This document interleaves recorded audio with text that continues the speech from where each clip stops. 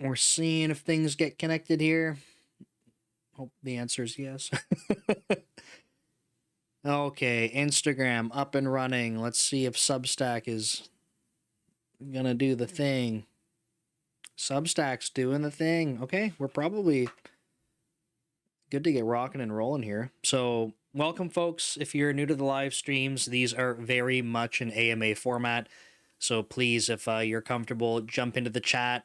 I'm happy to try and answer questions. You can't see the setup that I'm looking at, but I got 3 screens and there's chat windows everywhere. So please, by all means, if you have questions about software engineering, career stuff, even if it's not related to the topic we're going through, please drop it in the chat. I'm happy to try my best to answer. And there's usually people that join that are smarter than me, and that way they can share their perspective as well. So, and if that's you, right, if you don't have questions, if there's people asking stuff that you feel like you got some experience, please jump in. I'm happy to give people that opportunity to share their perspective too. So welcome. I do these streams every Monday at 7 p.m. Pacific. So if this is your first time, welcome. And hopefully this goes well, and I'll see you next week too. And so generally the way that these flow is I have a handful of YouTube channels, and one of them is called Code Commute. And Code Commute is where I do sort of like a Q&A type of format. People can submit questions, and then I try to make a vlog entry where I talk through them. And so, you can submit something that's totally anonymous, or if you comment somewhere, it's public anyway. And then I go through, try to share my perspective around, whether that's my experience, if it's in something in software engineering. And then after the week goes by, on a Friday, I kind of look back for the week, see what the most engaging video was on Code Commute. I write a newsletter for that on Dev Leader Weekly. And this week's is going to be the other side of engineering interviews. I'll just drop a link in the chat. Folks that are on Substack, you already know where to look because you're on Substack. For folks that are not, that's just at weekly.devleader.ca. And so this one's going to be about software engineering interviews. I'm going to talk about sort of being on the other side of that, being the interviewer. We'll kind of go back and forth a little bit, but I wanted to talk through this because, well, it came up from Code Commute, and, I had a couple of things recently where when I was reflecting on this, it felt like kind of like something struck a chord, and I was like, I feel like I want to talk about this and kind of talk about my opinions about how software engineering interviews go. And so if you're interested in knowing what topics come up on the live stream, like before they happen, basically watching Code Commute's a good way to see the topics. And then at weekly.devleader.ca every Saturday when I put out that newsletter article at 5 a.m., you don't need to go subscribe to get the emails or anything if you don't want to. But you can check Saturday, Sunday, Monday, and you'll see what the topic's going to be for the live stream. So we'll jump into things. You can follow along if you want to pull up the the newsletter article. You can treat it like a blog post, basically, right? I'm just going to share my screen briefly so you can see what I mean, but this is the article. I had a hell of a time with this one to get the thumbnail. I'm not artistic at all, and everyone's been talking about Nano Banana from Google and how it's so amazing. And I was like, you know what? Like, it's my turn to use Nano Banana and have all of this awesome success like everyone is saying. I have never been so infuriated by an AI tool since AI tools have been... I guess that's really not that long, but it was the most frustrating thing that I've ever touched. And I never want to use it again unless they completely change away from how terrible it is. I've had some bad experiences with like AI agents kind of doing silly things and getting frustrated by it, but this was like insane. Like telling it to the first one I had was a thumbnail. I got to talk with my hands again. Sorry. I have an Italian background, so it happens. I talk with my hands. So I had split the image in half, right? And it was like I wanted to show like 2 sides to the interviews. And so it drew, it split the image in half. And I was like, awesome. And I'm like, okay, so do this on one side, do this on the other. It's kind of painful, but it started to get it. I said, great. I want you to put a red arrow going from one side to the other. And it did it. It put a red arrow, a tiny one, in the very middle of the screen. And I said, you need to make the arrow bigger. And I asked it 3 or 4 times, didn't change anything, except you can tell if you're looking at the faces in the picture, they're slowly deteriorating. And so I'm like, okay, like you need to make the arrow, I'm like, maybe I'll be specific, move it up 50% and make it 200% the size. So it moved it up, it made it 200% the size, and then it wrote 200% under the arrow. And I was like, okay, one step in the right direction. I want you to remove the 200% text. And then it just it just put it back. So it made a small arrow directly in the center of the screen again. And I'm like, okay, going back to Canva for this. So my silly thumbnail, my thumbnails are not great, but this one was made in Canva. But like I said, we're going to go through this article. I'll try to paraphrase and stuff and give like a slightly different perspective as I go through. So it's not going to be word for word, but okay. So I have some frustration with with how software engineering interviews go, and Taylor in the in the Substack chat says AI has destroyed my life. Taylor? What do you mean by that? What is AI destroyed for your life? I feel like I was already like going bald, and definitely AI has solidified the fact that my hair is never coming back. But for this topic, I have a lot of challenges or things I dislike about software engineering interviews, and you sort of at a high level with some of them, the meta point or the takeaway from this whole talk is that this is a sweeping generalization, of course, because I realize not every company is the same, but I feel that a lot of software engineering interviews are set up in a way that does not assess candidates in a way that is sort of doing anyone a favor for how they'll perform on the job.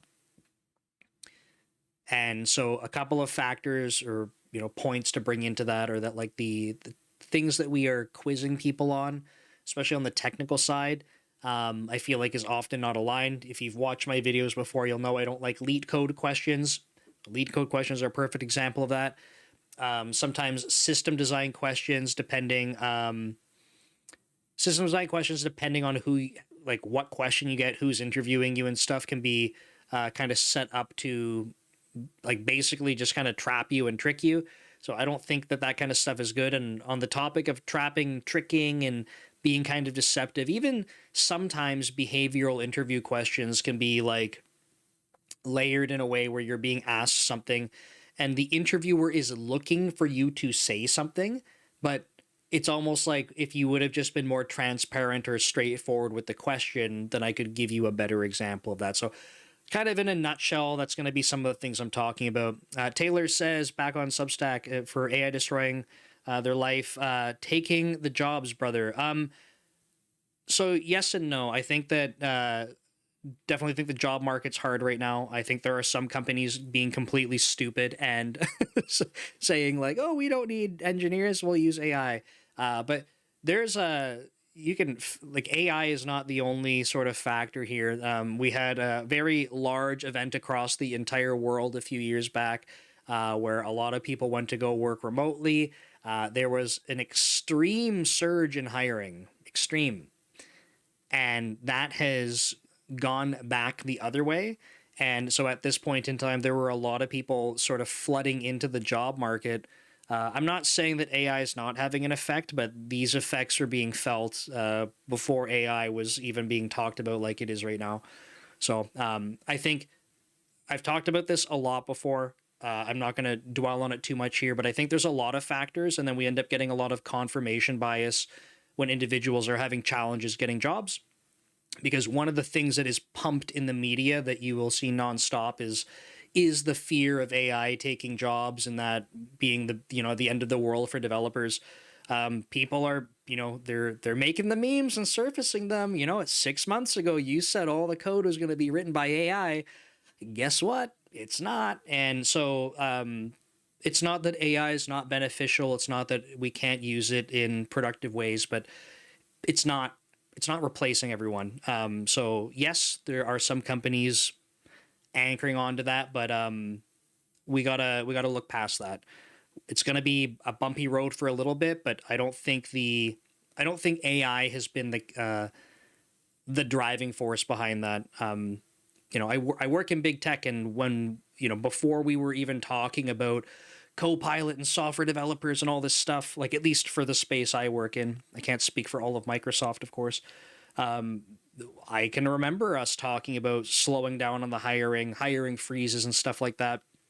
The the exponential growth that was kind of happening is just not sustainable, right? And this is talking like one company like Microsoft, right? But if you look at data for any company that was having a surge during sort of lockdown times, with a lot more cloud software being developed, services being provided, there was a lot of scaling up. There were some small companies that kind of completely went bankrupt because they couldn't exist, especially with lockdowns and things like that. And a lot of software companies that were offering things that would flourish during that time took off. So I just think that there's more factors there. And so I think my number one recommendation is if that you're, afraid of AI taking your jobs and stuff, it's just like continue to focus on AI tools evolving. Don't ignore them, leverage them, learn them, learn what they're good at, learn at what they're not, pay attention to as the iterations are coming. But it's not, if anyone's like kind of looking at the news and they're like, well, it's the end of times for software developers, like it will be for you if that's what you anchor to, and for everyone else who's like, okay, like let's see what's going on, let's ride the wave, let's keep learning what we need to learn, let's keep pushing forward on things, like those will be the people that kind of adapt and eventually have success. So I don't mean to minimize it, I'm not saying it's easy, but I don't think it's the end, certainly. So okay, so interviewing, I think that there's a lot of stuff broken with it. And I can say this even like as an engineering manager, when I was interviewing in big tech, one of the things that I had, like, I don't write code at work. Today, I was literally writing code today. We had like a fix, hack, learn hackathon thing going on. And I was writing code today, but I write code every single day. And I've been in big tech interviews where, I get the lead code questions still. I've been managing engineering teams for 13 years, and you want to give me lead code questions? Like, what the hell are we trying to assess here? What, like, if I have to do anything remotely close to lead code questions, like in my job, like, not the job for me.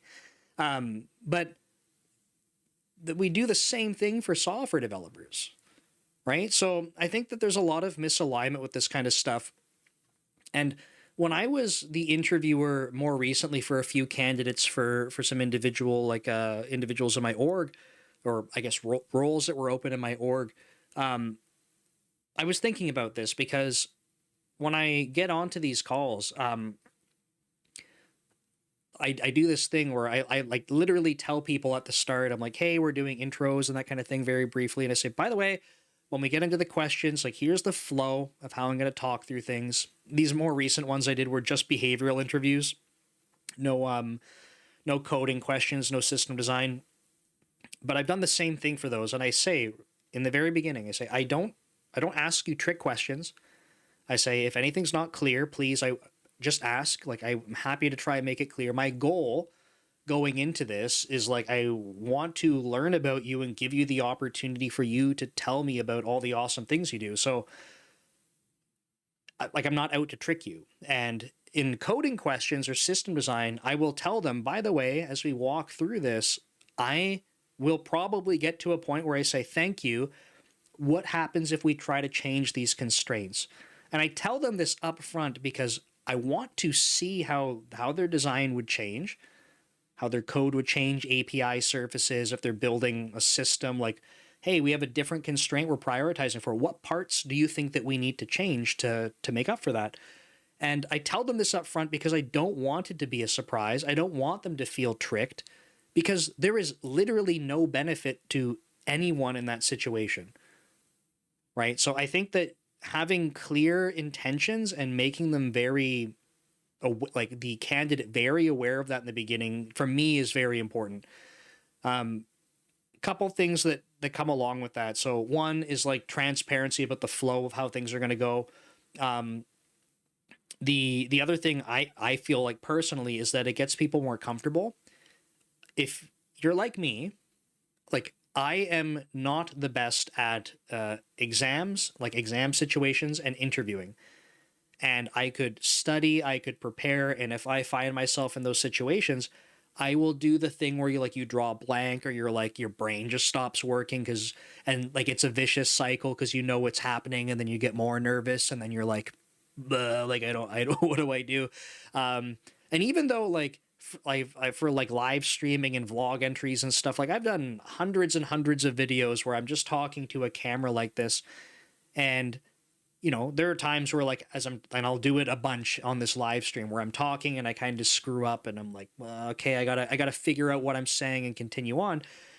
But what's different in like these other situations, I find, is like it's almost like I dwell on the idea, and even after doing so many videos, I still will run into these situations where if you put me into an exam or like test kind of scenario, interview, same type of thing, if you put me into something like this, I will freeze up. And then unfortunately, what that means is that you don't get to assess what I'm actually like to work with, unless the job is going to be me being permanently interviewed. So I try to like channel that when I'm interviewing people, and I try to remind myself, look, like what can I do to make individuals comfortable? So like I like to lean into humor a little bit, like kind of just make people feel more comfortable. Like, hey, like I know you might be nervous, like it's cool. Being transparent about the format of the questions and stuff like that. So lowering fear, getting people more comfortable, and that way it's an even better opportunity for them to like actually talk to me in a way that's going to be like helpful for them. My goal in an interview, I'll talk more about this, is like I'm not trying to set up the interview such that I get to sit there and try my best to gatekeep and be like, okay, like what can I throw at them to make sure that they're not going to get this job? It's like, it's literally the opposite.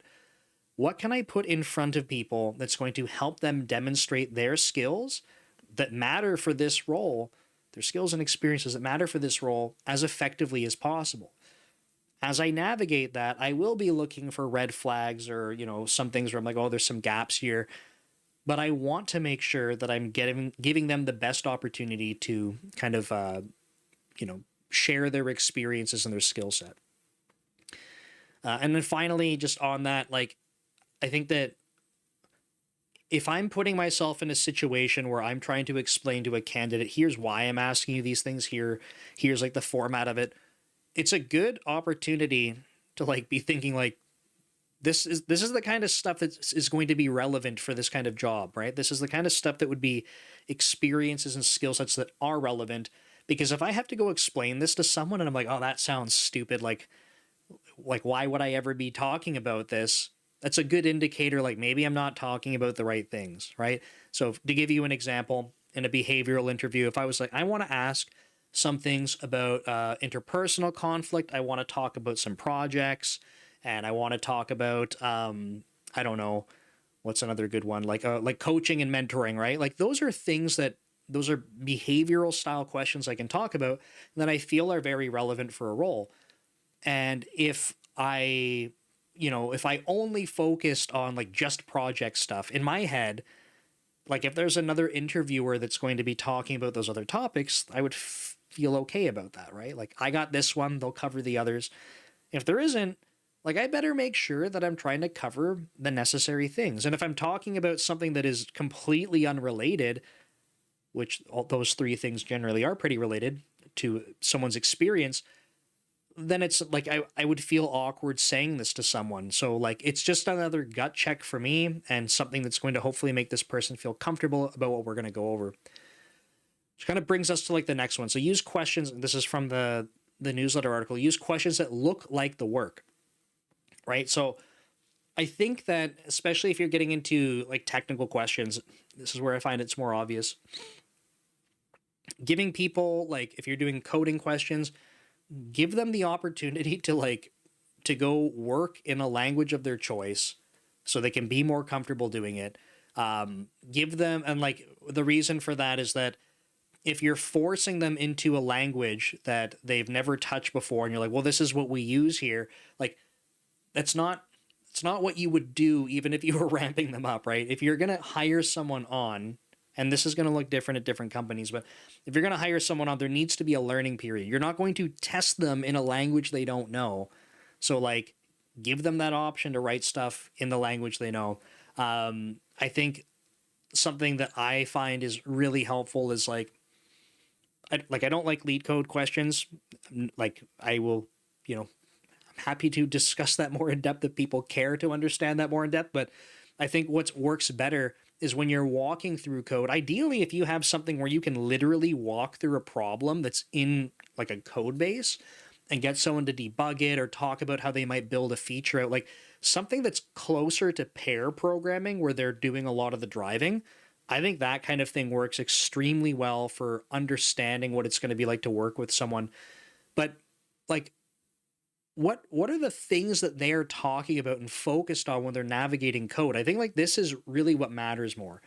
I would rather see someone talk about like how things are connected together. I'd rather see like what trade-offs people are going to be making in designs and things like that. And designs like as in like it could be design of an API, it could be design of how they want to set up some classes or like just their approach for building out a feature. But this, like to me, this is significantly more real and relevant to work that we're going to be doing, because what we're not ever doing ever is starting up a new project and then going like, let me go build an algorithm that is something that we could find pre-canned somewhere else. Like it never happens. It is a completely unrealistic take on testing someone's skills for software. It's, you could be arguing that it's good for problem solving. You could argue that that kind of stuff might be good for seeing how someone thinks through problems. That's fine. Or how they communicate through them. That's fine. But I don't think that it's a realistic scenario to go through. So like, why not give them a more realistic scenario, more relevant to the job, and then have them talk through that? Just seems to make more sense to me. I feel like one of the reasons we don't do it is because it's easy to go find an example leet code question or pull it from a question bank, right? And then just let me just fire this off at someone. I've asked it a million times. I can go through this with my eyes closed. But for a candidate, it's like unless they go grind leet code questions, it's probably not going to be very relevant to them. But yeah, I like the other thing that I made a note of is I like the idea of, I'm interested if people want to jump in the chat on this one. I personally like the idea of going through some changing of constraints, because I find that in coding questions or system design questions, you set something up, and sometimes this is the kind of thing where I feel like sometimes for like lead code style questions, people can go memorize them. Even the system design questions, someone's like, go build Instagram, go build Twitter, or build Uber, right? It's like, okay, like if you go online, you can go study all of these systems and like almost try to memorize, like, here's, you got to put the queue here, you got to use this type of database, and you could almost not know what you're talking about and just like try to regurgitate it. But like, are you trying to just test that people can memorize things? Like, I don't know. I literally know people that I went to school with, and this is over a decade ago, that did this kind of thing. And I just don't think that it's very helpful. So I like being able to say, let's talk, here's some code or like a scenario to code. Here's a system. Here's the constraints we're starting with. Start putting things together, understanding their thought process, and say, great, okay, like if we wanted to optimize instead of throughput, we wanted to minimize latency, or like we need to think about like how consistent the data is, because we need to make sure these updates are propagated.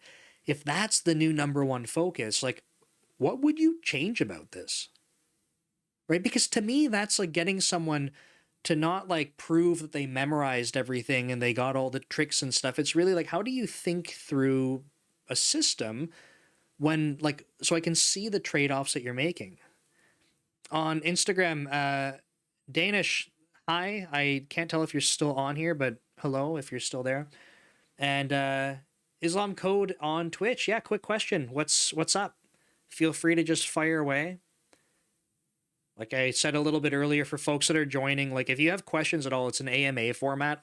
I'm going through a topic, but if you just want to ask about anything, I will completely derail. But just put it in the chat so I can see what's up. I think the next part, this is kind of me going back to like behavioral interview questions. So I think for the most part, I have less of a problem with behavioral interview questions, because I think behavioral interview questions in general are trying to touch on things that I actually care about more. Things like technical skills and stuff like that. Like, sure, they help me get an idea for like how much experience there is. But like, to give you an example, right? I've seen people and I've worked with people that were interviewing junior developers, and I remember like getting to the end of an interview loop as an interviewer, and someone was like, "Well, no, I don't want to hire them. Like this junior, like they don't know what unit testing is." And I'm like, hold on, hold on. This is a new grad. I'm just making this example up just to give you the idea. But like, this is a new grad. When I was in university for 5 years, we didn't even talk about testing. It just wasn't a thing. And so like, if you didn't have that experience, I had 6 internships and like testing came up, but like I worked at sometimes like mostly at startups and stuff. I worked on a prototyping team at one startup, and another startup I worked that went there twice. I was the only developer and I wasn't writing tests. But you know what's really cool about not knowing how to write tests is that I could teach someone how to write tests very quickly. Like, that's not a thing that I need to like gate a junior or like early in career person on at all, because it's a skill set that if I need a junior to do it, the barrier to entry on that is so low. Like, that's the least of my concerns. So I think that like behavioral interview questions I find are more valuable because these are the types of things that are telling, again, this is my opinion on it, like are more telling of like how people are going to work together. And I care about that more. Right. I think having the experiences to be able to walk through and say, hey, I have lived through this kind of thing here, so I've navigated it. Like, that's really good to show me you have the experience in doing it. But changing someone's behavior is significantly more effort than like teaching them a skill. Now, don't get me wrong. There might be people that we have a role open where we're specifically looking for someone who is like an expert in some area. If that's the case, then if I need an expert in some area, I want I want them to be able to demonstrate that. But a lot of the time, especially for more general developer roles, like I want to know that you have some experience building, systems of a certain scale, or, at least that you've shipped production code, this kind of thing. Walk me through those experiences, but I want to know how it is to work with you. Carlos says, how do you handle if you find out someone who passed your interviews is not performing well? How do you, okay, there's a couple things here. How do you tell the new hires the expectations for how long under probation period? So how do you handle if you find out someone who passed your interviews is not performing well? Carlos, is this more like it's someone that I've hired or like from a different team? Because I guess I have not ever had, and I'm not saying because I interview perfectly.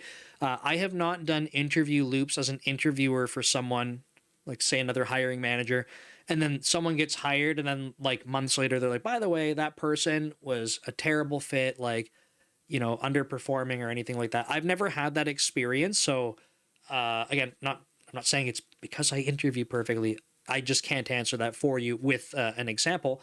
How would I? I would like to know what it is.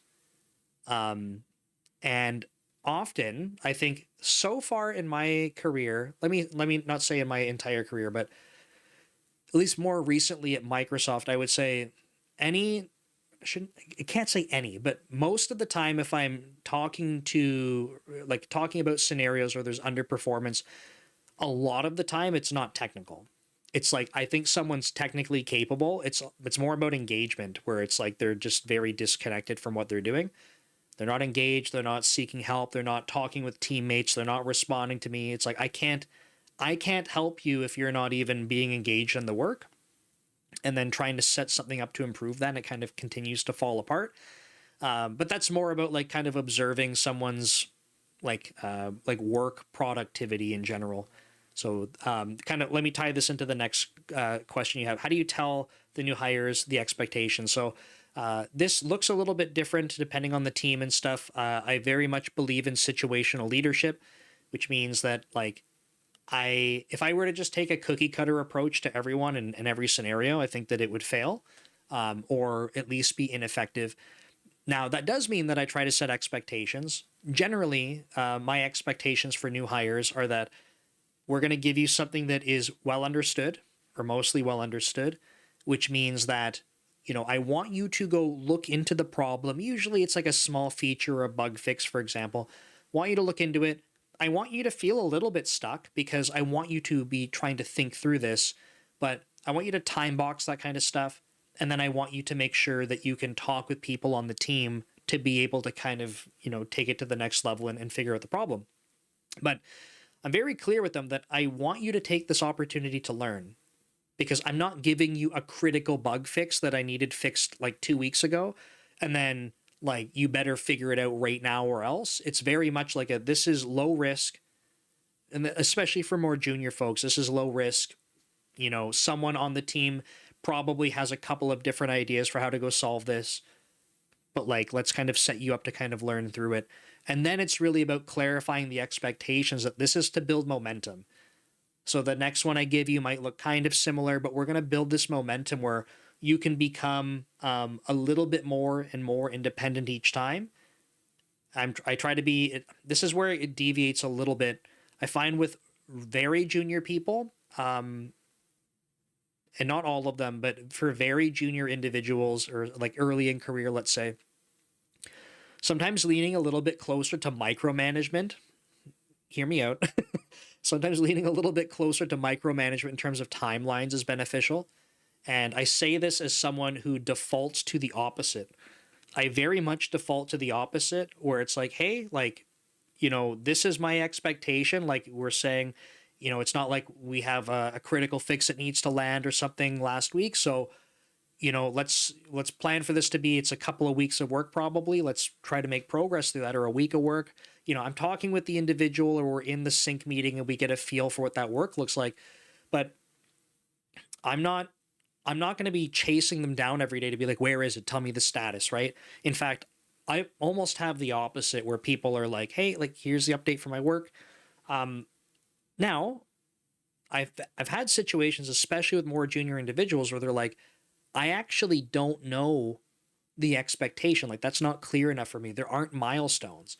And so I think that working more closely with those individuals, it doesn't have to be me. It could be another team member who's partnering, like sort of like a buddy to the more junior people. And I tell them, like, make sure you try to set some clearer milestones, because that starts to set some structure. Now, some people get the hang of that very quickly, and then they're like, cool, like, I see how this works. Like, if you feel comfortable, you can still give me some more guidance around like your expectations. But they're like, I think I kind of get it. And they get into the rhythm. Other individuals, it's still very challenging.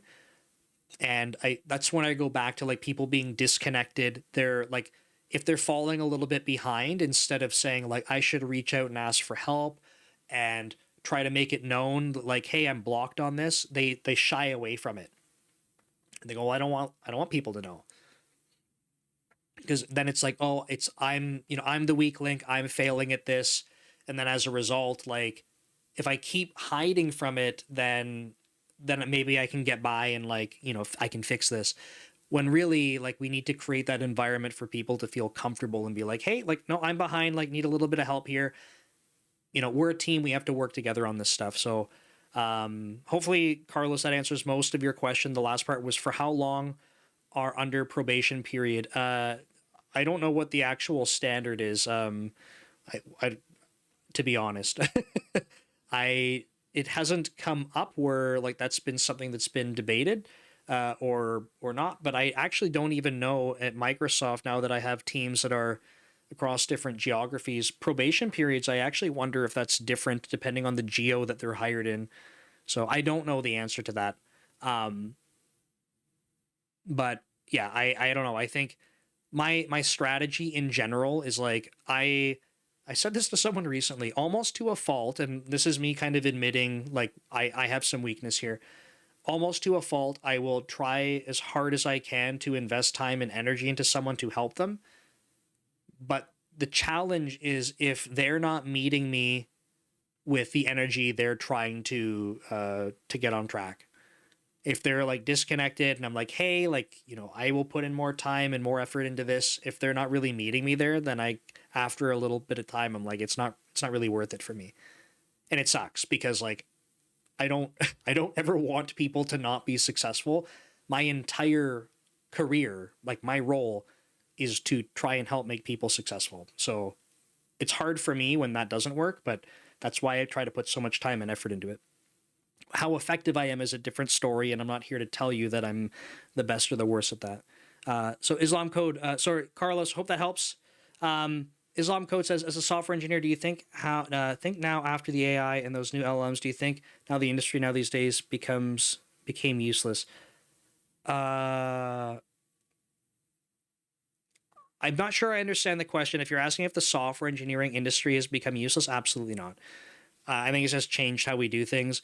We're in an AI bubble, without a doubt. I think AI is, you know, there's a lot of useful things we can do with it. I think that we can absolutely enhance what we're doing as software engineers, but I absolutely, I do not think that it's made like software engineering useless. If that was the question, let me know if that was what you were after or not. But I think it's evolving how we do work as software developers, but it's not making us go away. Clara Lopez says, I hope I get clear guidelines around timelines so I know if I'm meeting expectations. Absolutely, right? And so some people, right, and this is why I go back to situational leadership on this stuff. Some people are like, hey, look, like if you and I talk about roughly how long this should take, that's the conversation I need. Like, thank you. I'm off to go do my work, and I will keep you posted if we're starting to deviate from that. Otherwise, I'll kind of give you the updates as I'm going. Just check in, make sure that, you know, you and the team understand what's up. And for some people, that works tremendously well. That works well for me because then I don't feel like I'm bothering people for updates and micromanaging them because I don't like that. I don't like to do it. I don't like when it's done to me because, like, if we're on the same page about expectations for that stuff, like we must not be. If you have to keep coming to me to be like, what's the update? Tells me that you're missing some communication. So instead of you coming to me to be like, give me the update, where's it at? What do I got to do differently to get you the information you need in a comfortable way? How do I be more transparent about that information? But some people, and it's not wrong or anything like that, some people very much want more clear milestones. I have a senior engineer I work with, and they are very much like on one-on-ones, but very clear about, hey, like this is what this week looks like because I'm progressing on things this way. Boom, boom, boom. Here's where I got to last week. Here's what I'm doing this week coming up. And here's how it fits into the bigger picture. So very much like an ongoing kind of approach to, you know, to making sure timelines and expectations are met. But this all comes back to like one of the things I talk about a lot is just level setting expectations with people. That's on things like timelines. That could be other things as well. Sorry, folks on Substack. I keep looking over and I can see like this. I don't know if it's just my side, but like the Substack feed just like disappears. I don't know why. I have a feed across like 5 different screens here, and Substack's the only one doing that. So I think it's a Substack problem. I stream to restream, and it blasts it out everywhere. And if Substack's the only one doing that, I think it's Substack probably. Carlos says, thanks for answering the previous question. Have you ever had a situation where someone is assigned to your team but doesn't align well with how the rest of the team works? Sure. Yeah. Definitely. And I've had to have conversations with people about how they work, their working style, and making sure that like kind of coach them through that. I've had people that, you know, improve from that. I've had people that do not, right? And this is why, like, again, I'll say like the situational leadership style, like if I treat everyone the same in terms of my coaching style or like how I'm approaching problems with them, everyone is different. Doesn't mean that I treat people differently. It means that like how I coach and navigate problems with them needs to look different because they are unique. There are some common things that come up, but yeah, like I need to make sure that if I have someone who's not sort of, I want to say like fitting in with the team, and I don't mean like they don't fit in because they're different or something. I mean that the way that they're working is not really being conducive. So to give you, you know, just some like sort of examples here, if the whole team is very collaborative and you know, they're making sure that everyone else like roughly knows what's going on, so when people are going on to code reviews and stuff, they're like, hey, cool, like we've already talked about this, like things are kind of flowing. If you have someone that comes into that working environment and they're like, I'm not talking to anyone until the code goes up, that's probably going to feel like there's a bit of friction, and people might go, hey, like we work this way, like it would be great if you can kind of get on the same page. Like if you're not kind of like conforming to how the team works, then there's going to be some challenges. And that might mean that maybe the team needs to be a little bit more flexible for that individual. Again, situationally, but that might also mean that like that individual like needs to kind of align with some of the team things. So it's going to be situational, but the point is that like as an engineering manager, I have to work with those individuals to kind of coach them through that kind of stuff, understand where they're coming from. Because I don't just want to be like, hey man, like you're not fitting in, like screw you. It's more like, hey, like I noticed that there's some friction here. Like, tell me what's going on from your side. Sometimes they're like, oh, I didn't know that. Cool. Okay, well, let's talk through it. Let's talk about why. Like, do you have any concerns with that? No? Okay, cool. Let's try it out.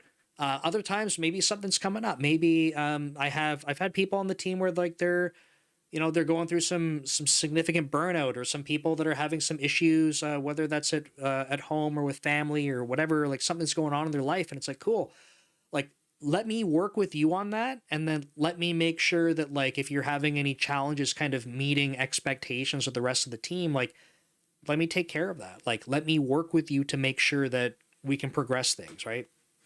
So hopefully, Carlos, that answers that question. Islam says, Islam code. I mean, like companies like Microsoft, they lay off so many employees because they don't need them anymore. So this is like, it's just extremely, it's extremely fear-driven stuff in the media. Okay, so what you will see, and I'm not, I always have to put this disclaimer out there. I don't support layoffs. I don't like the idea of layoffs. So what I'm about to say, if what you take away from that is like, this guy likes laying people off and he's justifying it. I don't. I don't like layoffs. I am not justifying them. I'm trying to explain what you are seeing versus like what is probably closer to reality. Okay.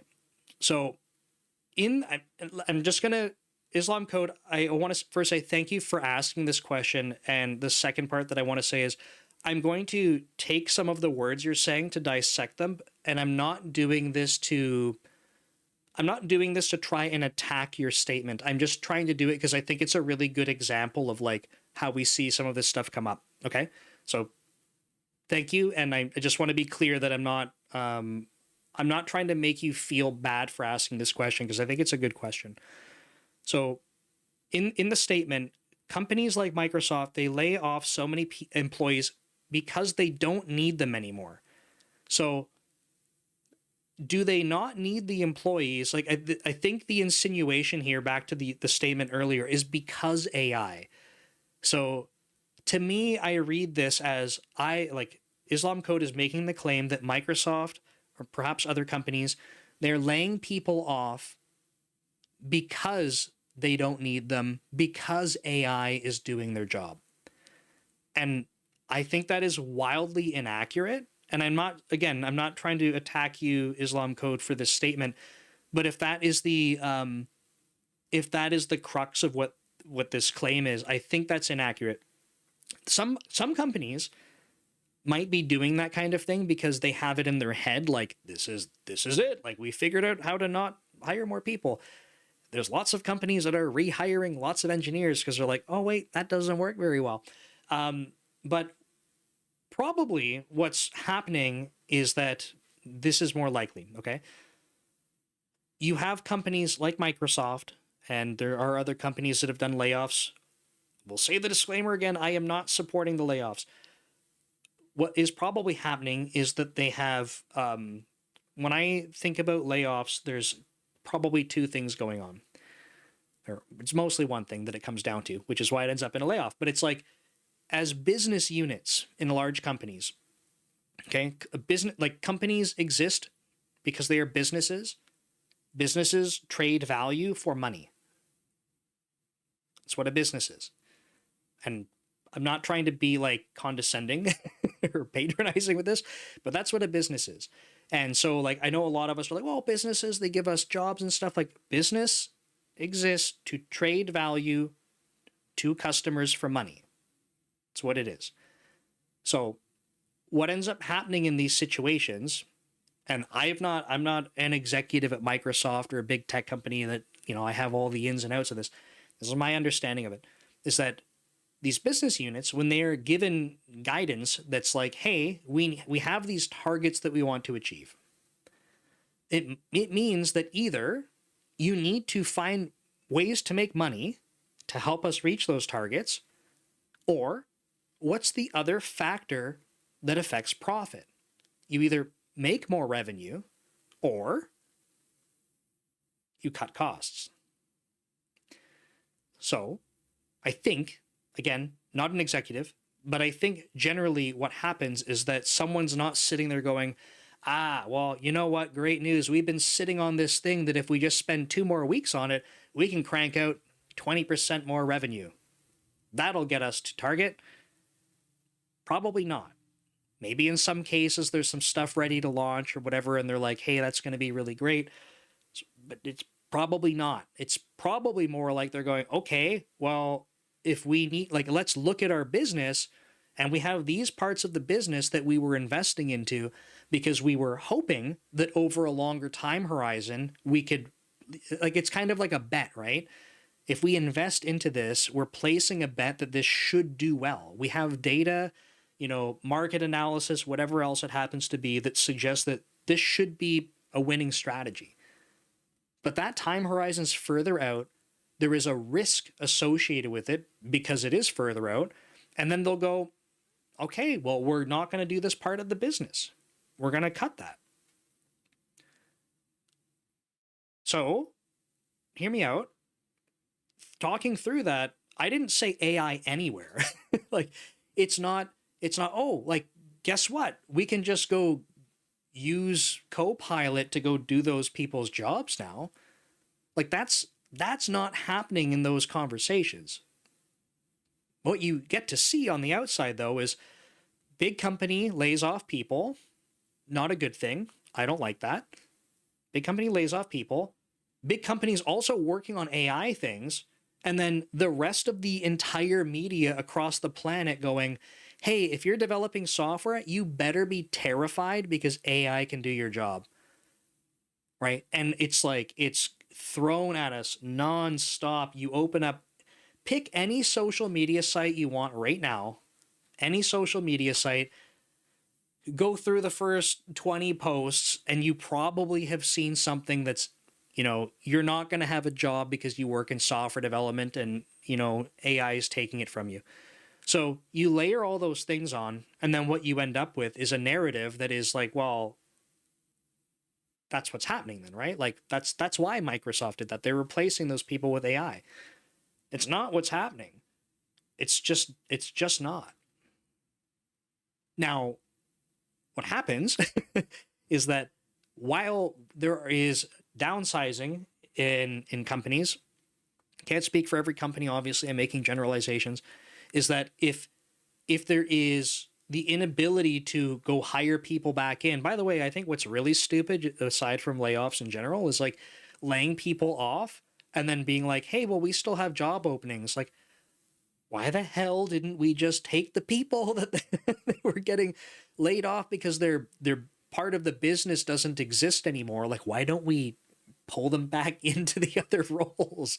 Like, doesn't that make the most sense? I don't know. That part drives me nuts, but I'm sure there's a very good explanation for it that is completely beyond beyond my role or my pay. Like, I must imagine there's a good reason, because it's not an accident that it happens that way.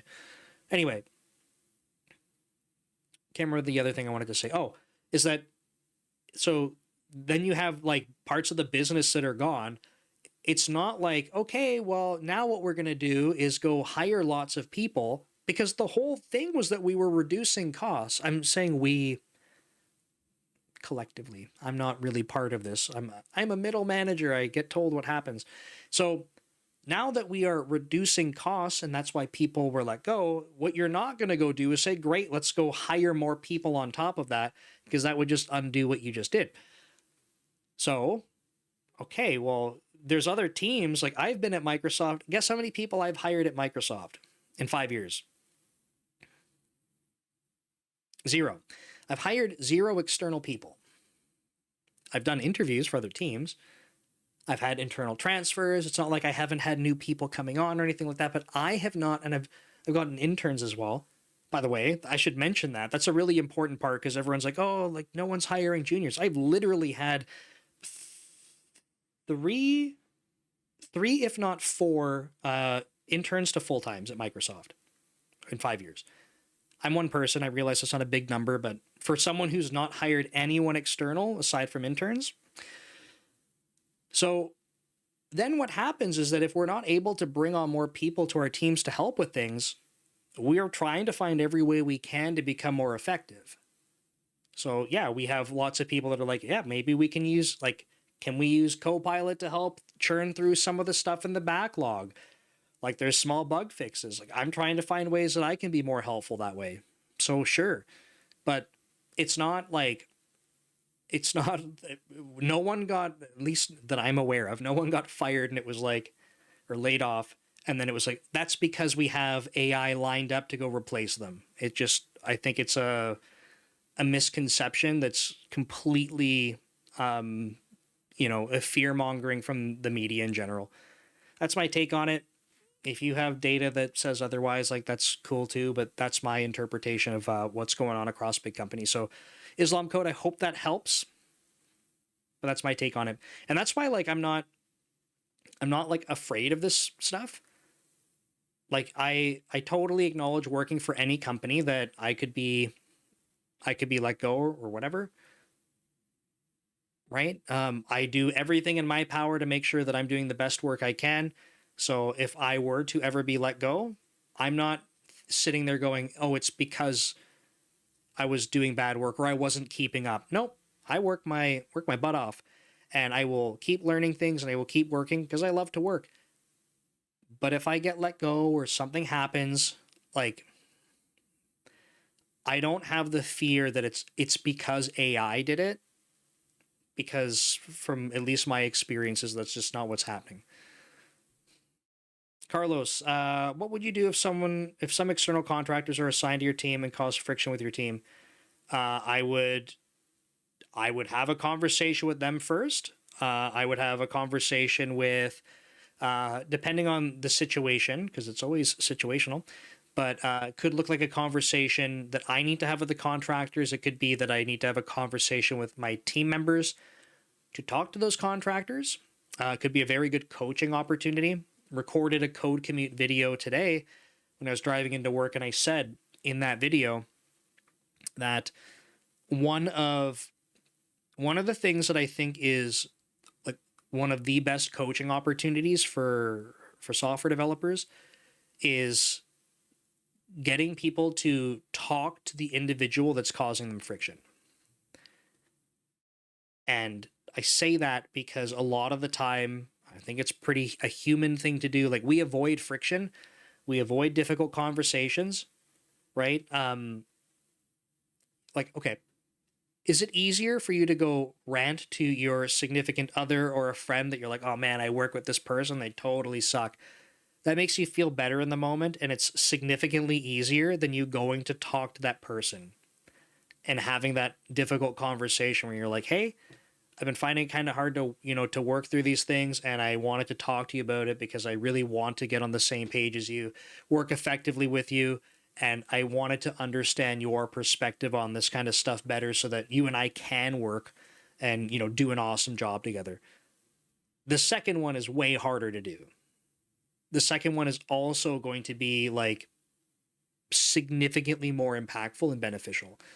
So I like coaching people that way. And then ultimately, like, if that's really what's causing friction and, people aren't having the conversation, I might have to escalate to whoever is responsible for the contractor. In some setups, it's like the contractors actually have like someone they're reporting to that's internal. And I might have to talk with them, be like, hey, this isn't working. Like, here's why. And like, what's my strategy with you to figure out how we make this better? Carlos says, let's say the contractors do not meet your expectation, but upper management hires them because it's cheaper than hire a full-time employee. Yeah, I think visibility is the most important thing, right? So let's see. I have not been in this situation, so I can't just give you like, let me talk about a time when, like, this is a great interview question. Tell me, so Carlos would say, tell me about a time when you were working at a place and upper management hired contractors and they weren't working out. Like, how did you navigate that? Yeah, I think a couple things, right? So when you have individuals that are a little bit more removed, in this example, upper management, I'm saying, is more removed from the contractors that are being hired. What they see is a business reason that it's like from their perspective, it is more optimal to bring in the lower cost of work. That's what I'm reading kind of from this. It's more beneficial, more economically viable to do that. And therefore, like, that's a good reason for us to do it. It's not like a terrible thing to assume. Like, on paper, that could make a lot of sense.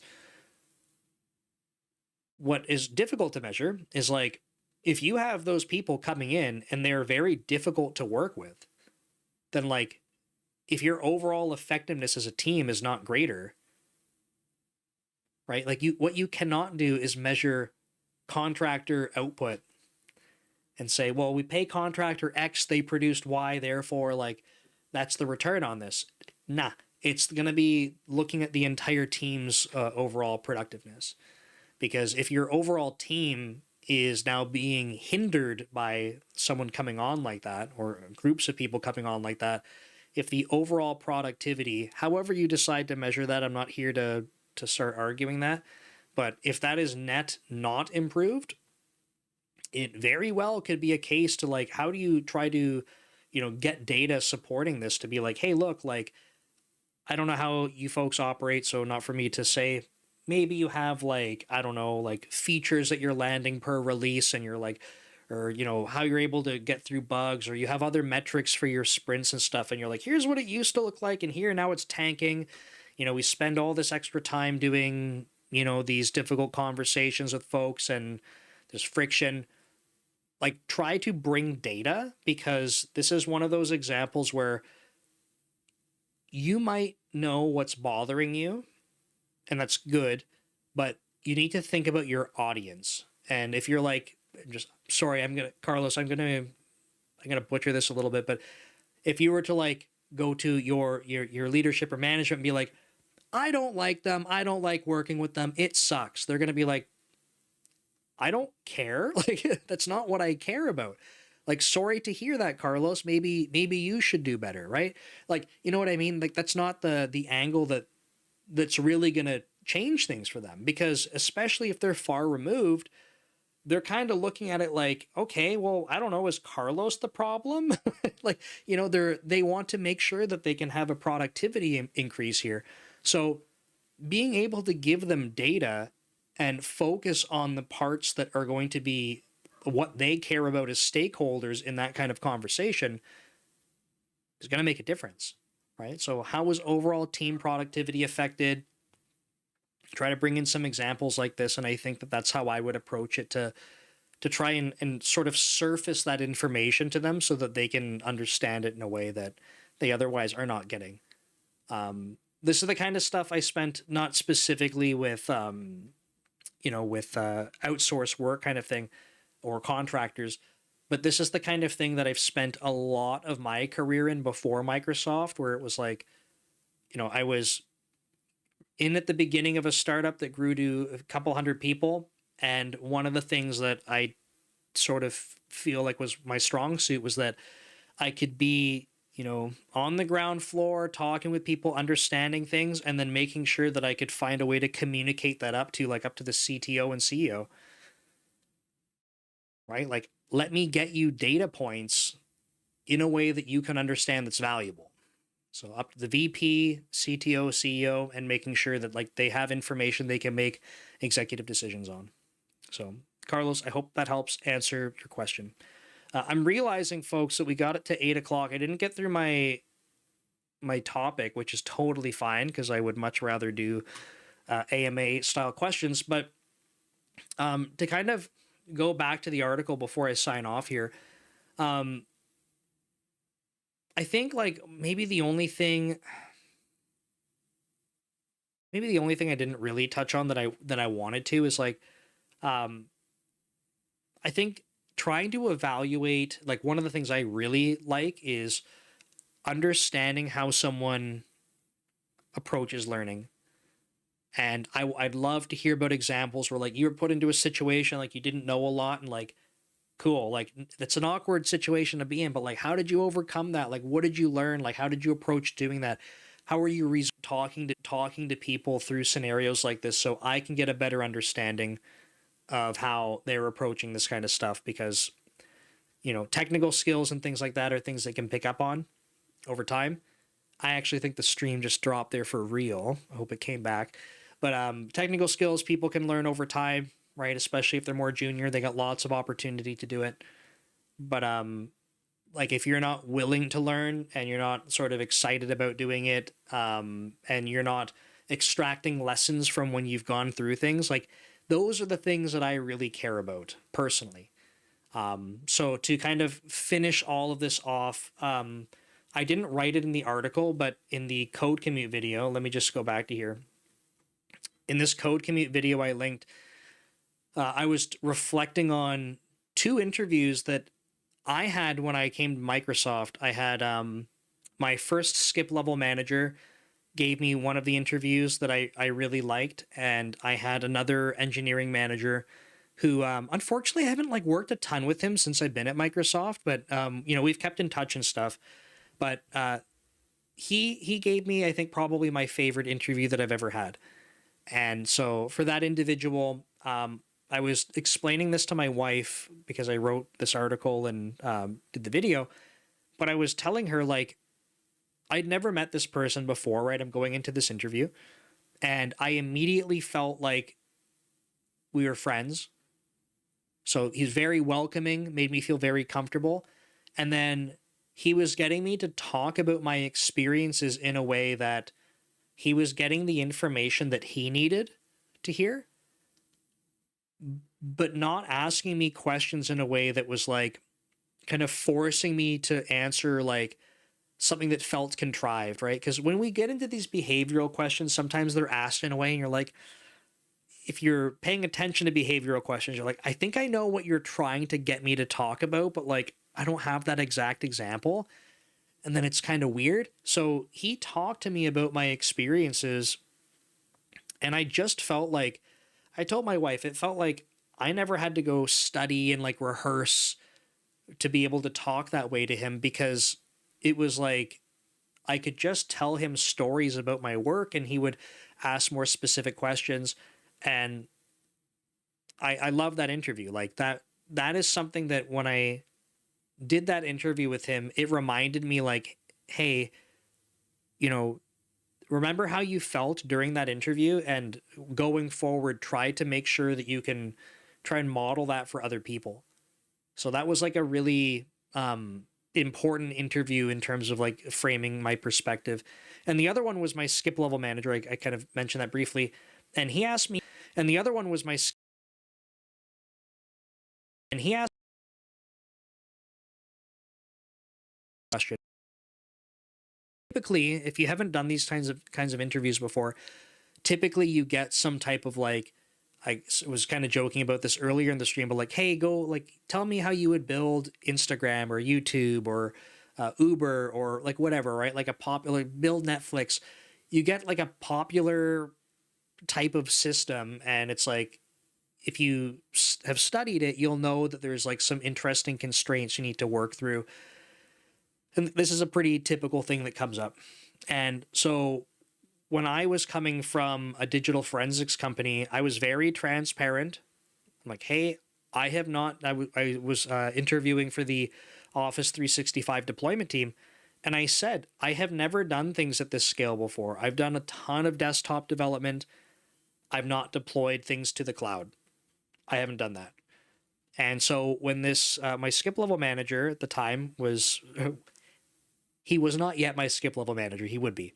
When he was asking me my architectural question, I said to him, I said, normally when people ask these, they want to hear about a, complex distributed system, but I don't have one of those. I've built a lot of desktop software, for a suite of products. Like, am I okay to talk about one of those examples? And he said, absolutely. Like, tell me about something that you were building and you were responsible for making architectural decisions, and just walk me through what those look like. So I said, okay, and then started describing something that's not a big complex distributed system. But I was talking about like layered architecture that we had for a desktop application. I was talking about how historically we had challenges like, being able to get data displaying like fluidly in the user interface. And our database choice was actually very interesting because it was SQLite, and like, hey, like, why wouldn't we go use some powerhouse database? Like, but there's reasons for that. So I could walk him through why I was making these types of trade-offs. And I suppose it went well because I ended up getting hired. But again, that was an interview that it felt very natural for me because I got to just talk about my experience and let him kind of dive deeper into different parts as he needed to. So those two interviews for Microsoft were, I think, two of my favorite interviews that I've been on the interviewee side. So I just wanted to share those because they came up in the code commute video, and they were something I was keeping in mind when I put this together. So that's going to be it, folks. I'll do a couple quick shares. So Dev Leader Weekly is my newsletter. It's if you see in my URL, my title bar here, weekly.devleader.ca.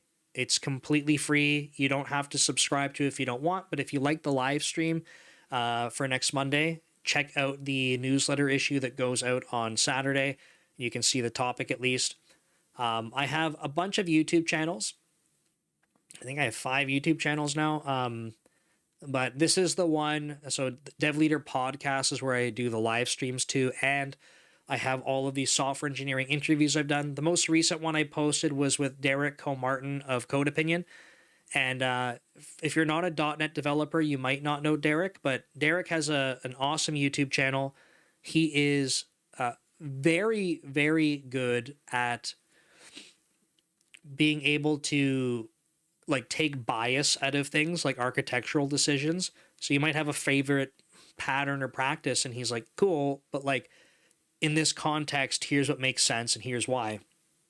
And if you change a little bit of the context, that might mean some other approach makes a lot more sense. But he's so good at doing like a pros and cons analysis based on the context. And I highly recommend that folks check out Code Opinion if you're not already familiar with them. Got lots of other guests on here, and looking for more guests as well. So if you or someone else would like to be interviewed, you can check out what the podcast looks like. So go to Dev Leader Podcast. It's also on Spotify, and you can see how these interviews flow.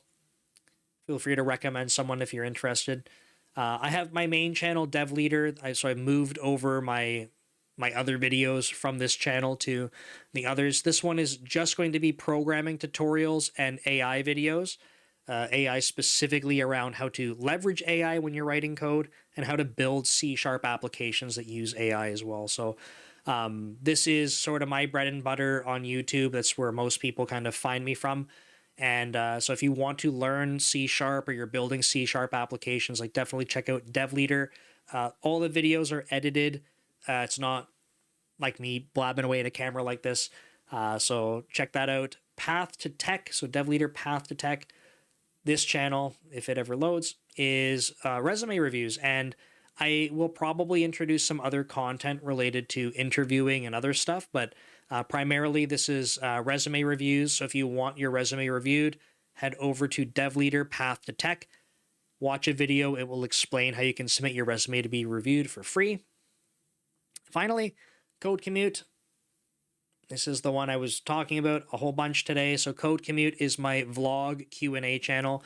So most of the time I'm, doing this on my way to or from work or CrossFit, and I answer questions that you submit. So you can check out Code Commute on YouTube. It is on Spotify. Oh, I should have preloaded all these pages. Sorry. So there's Code Commute on Spotify, and then on codecommute.com, if you want to submit questions anonymously, just check the box, write your question, and it will email me. And finally, I'm not going to talk about Brand Ghost today. I'll wrap up. I just wanted to show you guys there's courses on Dome Train. So let me copy paste this in the chat. She got it. But if you want to learn how to program in C#, I have getting started in deep dive courses. Those are 11 and a half hours together. And then if you're not a C# developer, you don't want to be, totally cool. I have some other courses that I paired up with Ryan Murphy on, who's a software engineering manager at Yelp. And we have career management, getting promoted, behavioral interviews, and soft skills as well. So hopefully there's something for folks that see some value in that. If you want to get an idea around how I teach, I would say if you check out my main channel, DevLeader, I kind of carry over that similar style into my my courses. So you'll notice I repeat things. I try to explain things in different ways. And so if you find the way that I explain topics beneficial, then that's what you get in the courses. If you're like, I can't stand listening to this guy, the courses might not be for you, but I'm just trying to be transparent. So thanks so much, folks. I hope that was an interesting chat for you guys. If you like that, then I hope to see you next week, same time. So that's 7 p.m. Pacific. And yeah, if you can't wait that long because you're so excited, check out Code Commute because it's a very similar style. There's just no live chat because trying to use the chat and driving would be pretty negligent. So we're not going to be doing that. But thanks, folks. I will see you next week. Take care.